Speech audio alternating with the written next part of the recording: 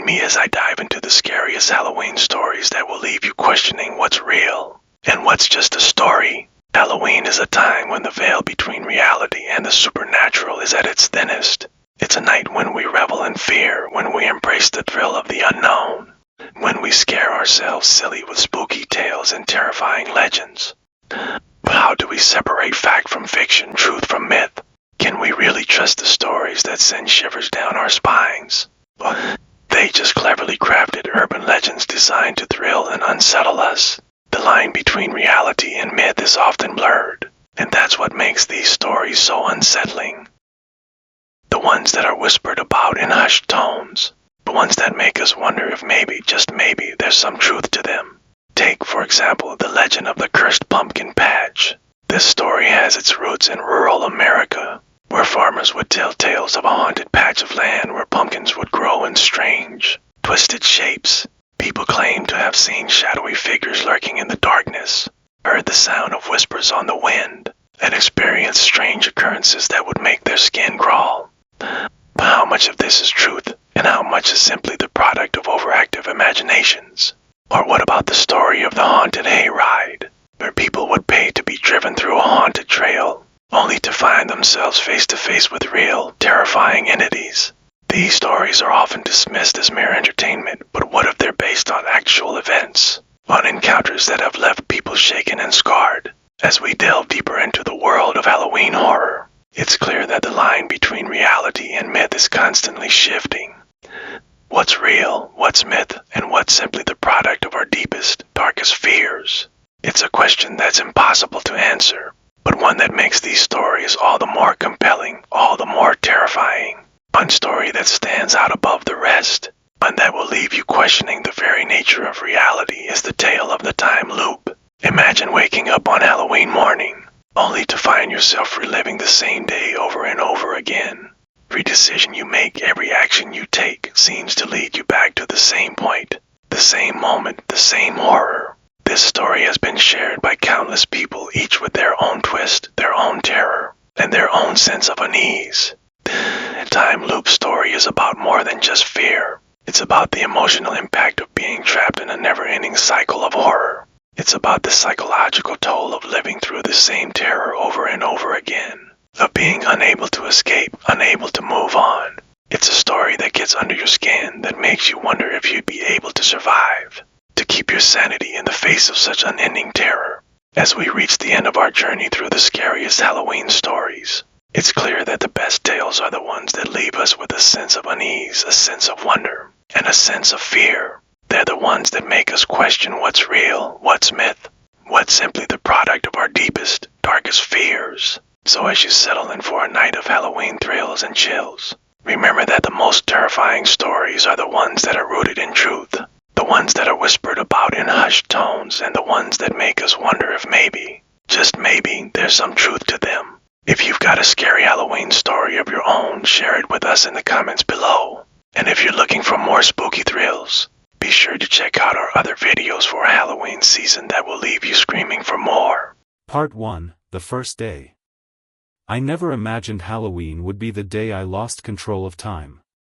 It started like any other October morning. A brisk chill, the leaves swirling in the air, kids excited for the evening's mischief, and yet, something in the atmosphere felt off. A heaviness, like the weight of something sinister lurking in the air. My alarm rang at 7 a.m. sharp. The buzzing sound felt louder, harsher than usual. Shaking off the strange feeling, I got ready and stepped outside to meet up with my friend Lucy. We had this annual tradition, decorating our small apartment for Halloween with all the tacky trimmings we could find. As I walked down the street, I noticed the usual decorations, the pumpkins, the fake spider webs, the plastic skeletons, but something was wrong. Every house on the block had the exact same decorations as last year. Not similar. Exact. Even the placement, the angle of each pumpkin on the porches, was identical. I laughed it off, trying to shake off my growing unease. Maybe everyone's just too lazy to try something new this year, I muttered to myself. Lucy was already at my apartment when I arrived, her arms full of more decorations. We spent the better half of the morning stringing fake cobwebs, hanging plastic bats from the ceiling, and carving pumpkins. It felt almost normal, almost. Around noon, Lucy left to grab lunch while I stayed behind to clean up the mess we made. As I was wiping down the counters, my phone buzzed. I glanced at the screen. 12:01 p.m. A message from Lucy, on my way back. I pocketed the phone, continued cleaning, but something caught my eye. The pumpkins we'd carved, they weren't where we'd left them. 3 of them, meticulously carved faces and all, were sitting on the windowsill, grinning at me like they'd always been there. But I hadn't put them there. No one had. My heart skipped a beat. I tried to laugh, convincing myself that I had just forgotten moving them, but deep down I knew. I knew something was wrong. The phone buzzed again. 12:01 p.m. It was Lucy again, on my way back. I checked the time once more. Still 12:01 p.m. My skin crawled. It hadn't been just a minute. I'd been cleaning for at least half an hour. I shot a quick message back, didn't you just text me that? No reply. Feeling unnerved, I decided to step outside for some fresh air. The moment I opened the door, a gust of cold wind hit me like a wall. The once clear sky had darkened, thick clouds swirling in an unnatural pattern above. The neighborhood was still. No kids playing, no neighbors raking leaves, just silence. I glanced down at my phone. 12:01 p.m. That's when I saw it. Lucy, standing across the street, staring at me. Except, it wasn't her. She was just standing there, unmoving, a wide, unnatural grin plastered across her face. Her eyes were vacant, hollow, almost like glass marbles reflecting the dimming light. I blinked, and she was gone. Just like that. My breath hitched in my throat, and I stumbled back inside, locking the door behind me. Panic set in as I paced back and forth in the living room. I checked my phone again, 12:01 p.m. No matter what I did, the time refused to change. And then, the knock came. Soft, almost polite, but it echoed through the empty apartment like a gunshot. I froze, my mind racing. Who could it be? I wasn't expecting anyone else, and Lucy's unsettling doppelganger was still fresh in my mind.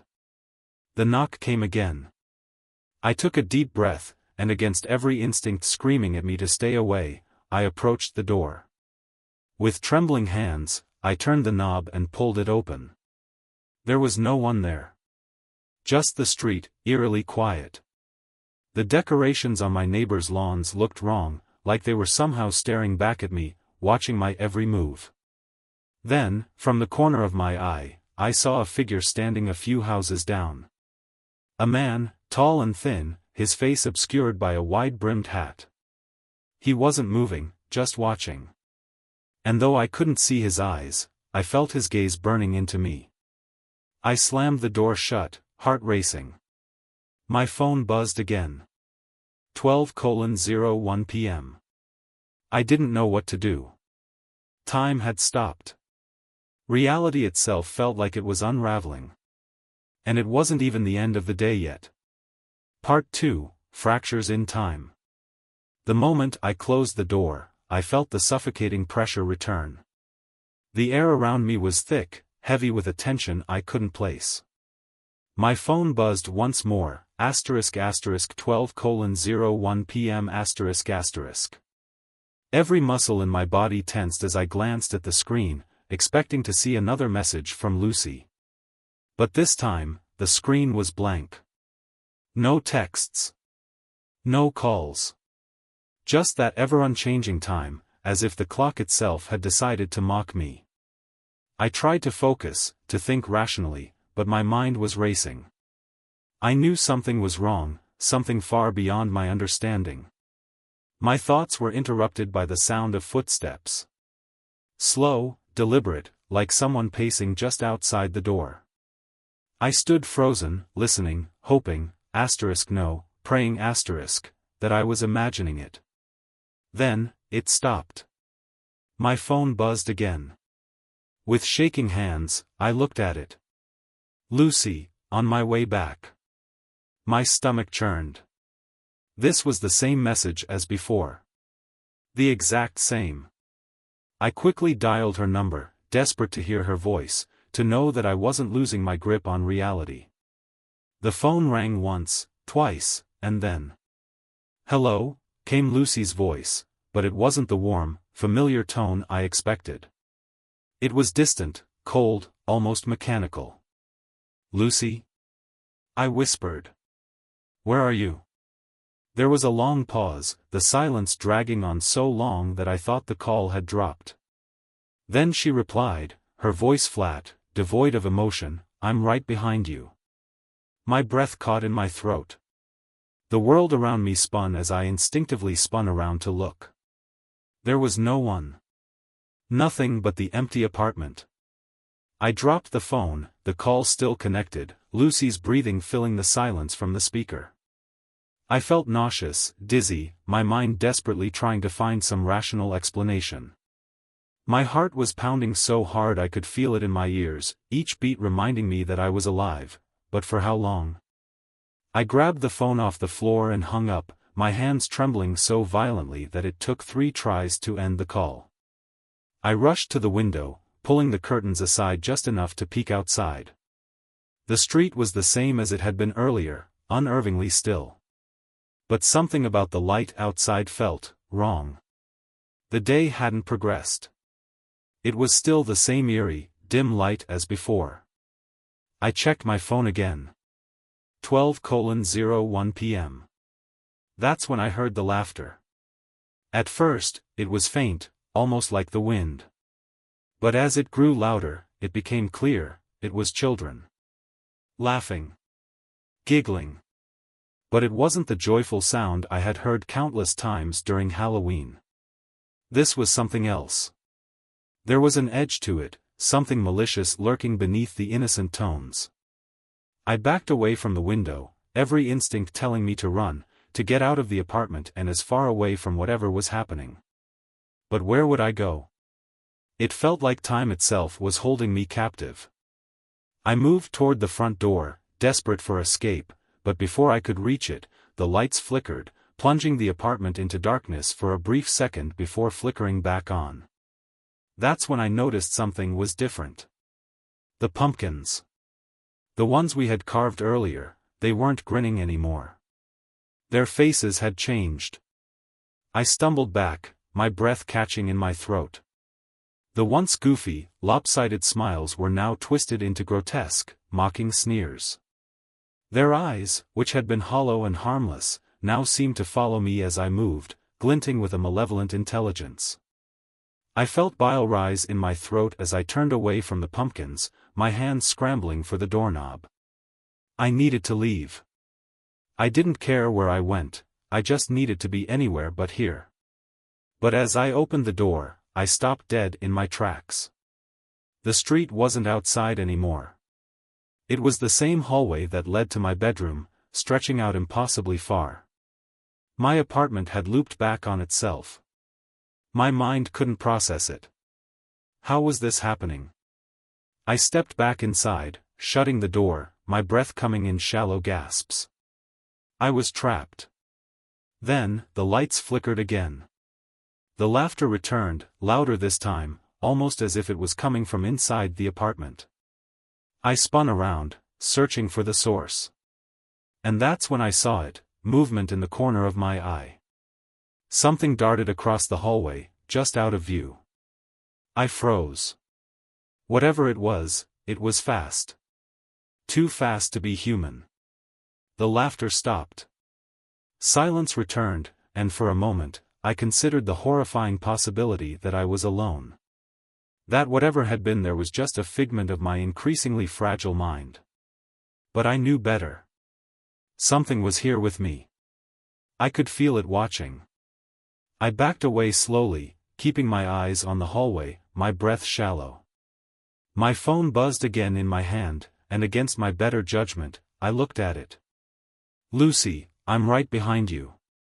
I didn't turn around this time. I didn't need to. The hairs on the back of my neck stood on end, and I could feel a presence, cold and heavy, hovering just behind me. My pulse raced as I clutched the phone, my knuckles white. "Lucy?" I whispered, my voice barely audible. There was no answer. But I could hear breathing. Slow. Shallow. Right behind me. I bolted. I didn't care where I was running, I just needed to get away. My feet pounded against the floor as I dashed through the apartment, every step echoing like a hammer to my skull.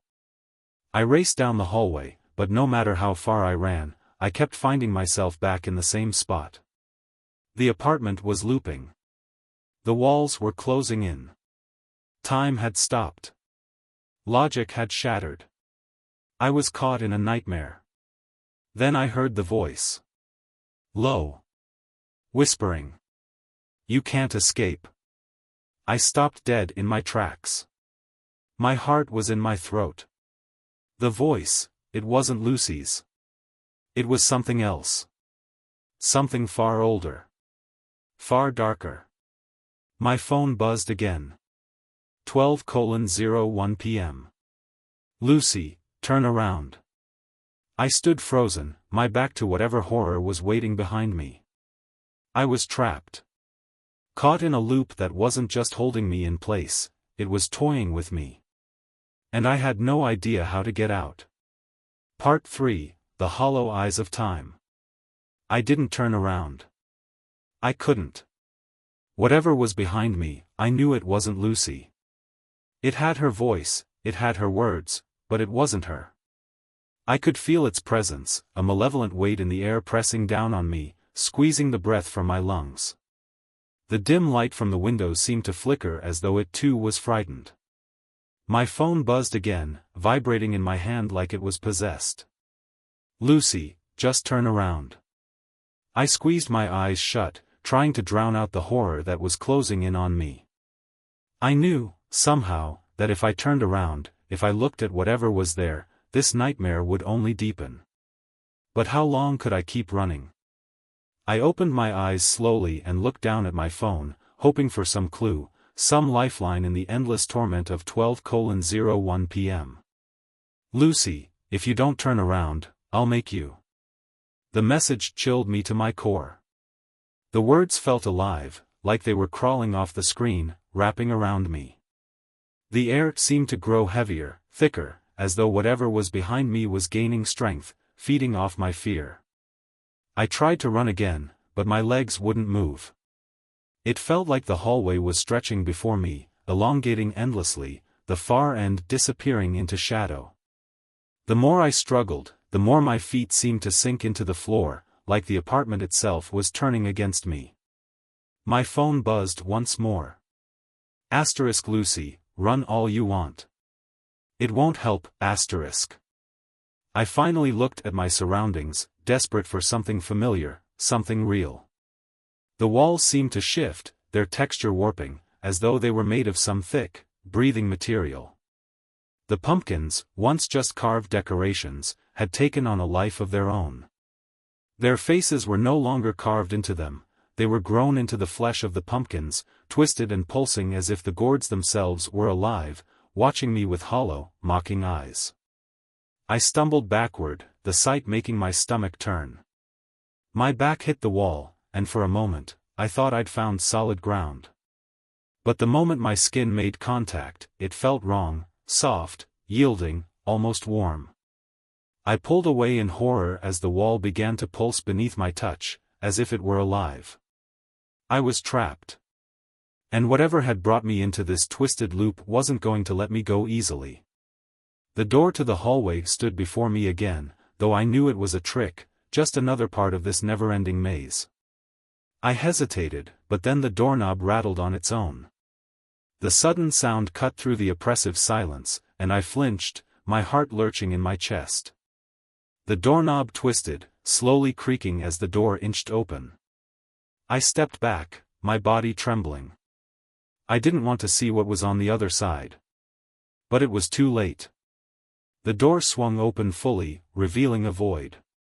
It wasn't just darkness, it was the absence of everything, an emptiness so vast, so deep, that looking into it made my head spin.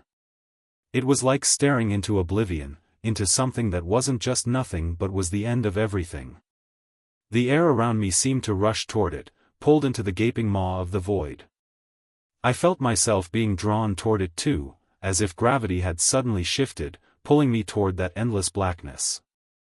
My body slid across the floor, my feet scrambling for purchase, but there was nothing to hold onto, no way to stop the pull. Then, from within the void, a voice. Not Lucy's. Not mine. But something else. Dark. Hollow. You're almost there. The voice was deep, ancient, and filled with a malice that made my bones ache. It echoed around me, vibrating through the walls of the apartment, which now seemed more alive than ever, the pulsating walls swelling and contracting like lungs. I dug my fingers into the floor, desperately trying to stop myself from being pulled into the void. But no matter how hard I tried, the force was too strong. Inch by inch, I was dragged closer to the door, closer to the nothingness waiting for me. In a panic, I turned my head, looking for anything, anything, that could help me. And that's when I saw her. Lucy. Or, at least, what used to be Lucy. She was standing at the far end of the hallway, her body twisted and contorted in impossible ways. Her limbs were elongated, too long for her body, her fingers thin and sharp, twitching unnaturally at her sides. Her face, oh God, her face was hollow, empty, like her features had been stretched and warped, her eyes sunken into deep, black pits. But the worst part was her smile. That horrible, knowing smile. It was wide, far too wide, stretching from ear to ear, the corners curling upward unnaturally, as though her skin were being pulled back by invisible hooks. "Don't fight it," she said, her voice barely more than a whisper. "It's easier if you don't fight." I stared at her in horror, my mind struggling to comprehend what I was seeing. This couldn't be Lucy. This was something wearing her skin, mocking her voice.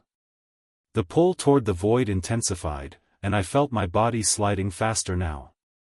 My fingers scraped against the floor, but it was useless. I couldn't stop. I was going to be swallowed by the nothingness, consumed by whatever was lurking on the other side. And then Lucy, or whatever she had become, laughed star. A high, shrill, bone-chilling sound that filled the hallway, echoing in the air around me. It was a sound of pure madness, of joy at my suffering. I couldn't let it end this way. Summoning every ounce of strength I had left, I kicked at the floor, pushing myself away from the void. The effort sent a sharp pain through my legs, but I didn't care. I had to get away. I had to escape. But as I scrambled to my feet, the hallway began to change again. The walls warped, shifting like liquid, the floor twisting beneath me, making it impossible to find my balance. The pumpkins' faces morphed further, their eyes following my every move, their sneers growing more sinister. And Lucy, that thing was getting closer. Her body twitched and jerked unnaturally, like a puppet being controlled by invisible strings. Her smile never faltered, and her eyes, those empty, black pits, never left mine. "You can't run forever," she hissed, her voice low and venomous. "Time doesn't work the way you think it does. Not here." The void behind me pulsed, a low, deep hum vibrating through the air. The pull was getting stronger again, and this time, I knew I wouldn't be able to resist. I was trapped in a nightmare, a loop I couldn't escape.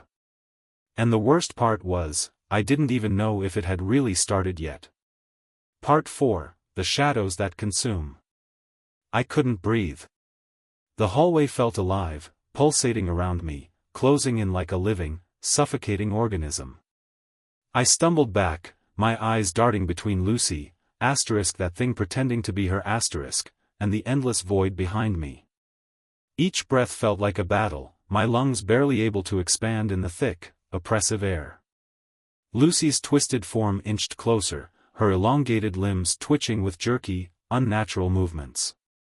Her face, a nightmare mask of mockery, was locked in that impossibly wide grin. The empty pits where her eyes should have been were fixated on me, like they could see into the depths of my soul. I couldn't run. I couldn't move. The apartment was shifting around me, warping into something that was no longer the place I knew. The walls swayed, bending and stretching in impossible ways, and the floor beneath my feet rippled like water, making it harder and harder to stand. I felt like I was balancing on a tightrope, every second threatening to send me careening into madness. "You're wasting time," Lucy hissed. Her voice was sharper now, more guttural, as though whatever was controlling her was growing impatient. "It's already over." I forced my legs to move, backing away from her. But no matter how far I stepped, she was always just out of reach, always a heartbeat away from me. The void behind me pulsed again, the blackness expanding and contracting like a giant, breathing maw, waiting to swallow me whole. And that's when I heard it, a sound so faint, so distant, that I almost didn't catch it at first. A clock. Ticking. It was soft, almost imperceptible, but steady. Tick. Tick. Tick. I strained my ears, trying to pinpoint its source, desperate for anything that might ground me, anything that might make sense in this twisted reality. The clock. Time. My heart pounded as realization began to settle in. The loop. I was trapped in a loop, and time had stopped at 12:01 p.m. But maybe, just maybe, that ticking sound meant that time hadn't completely frozen. Maybe there was still a way out. I turned my focus inward, trying to calm the storm of panic raging in my mind. If time had stopped, there had to be something that triggered it. A choice, a moment, something I had missed. If I could just find it, maybe I could break free. Maybe I could escape. But Lucy, or the thing wearing her skin, wasn't going to let me think for long. She moved closer, her limbs bending and twisting in ways that no human body ever should. Her grin widened, if that was even possible, her jaw cracking as the corners of her mouth stretched upward. "You think you can escape," she sneered, her voice dripping with mockery. "You think time is your ally here?" I clenched my fists, my nails digging into my palms as I backed away from her. But there was nowhere to go. The void behind me loomed, growing larger, its pull becoming stronger, more insistent. The apartment was collapsing in on itself, the walls warping and folding like a funhouse nightmare. I had to do something. Anything. The ticking grew louder. I spun around, my eyes scanning the distorted room, looking for the source. And then I saw it, a small, antique clock hanging crooked on the wall. It looked out of place in the chaos, an old-fashioned timepiece with delicate hands that ticked forward in slow, agonizing movements. But as I stared at it, I realized something horrifying. The hands weren't moving forward. They were moving backward. Tick. Tick. Tick.